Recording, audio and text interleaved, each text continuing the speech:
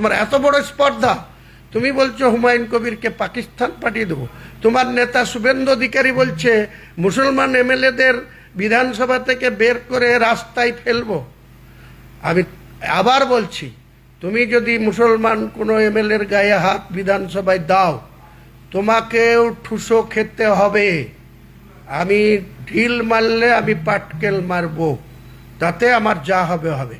আমি যদি এই শুভেন্দু অধিকারীর মোকাবেলা করতে গিয়ে, এই কৌস্তব বাগচির ঔদ্ধত্য বন্ধ করতে গিয়ে আমার জীবন চলে যাবে, কিন্তু এদের এই দুজনের কতটা ঔদ্ধত্য হয়েছে যে এরা বাংলায় মুসলমানদের, ওরা তো আসাম দখল করে আছে, ওরা তো ইউপি দখল করে আছে, মধ্যপ্রদেশ দখল করে আছে, রাজস্থান দখল করে আছে, হরিয়ানা দখল করে আছে, ছত্তিশগড় দখল করে আছে।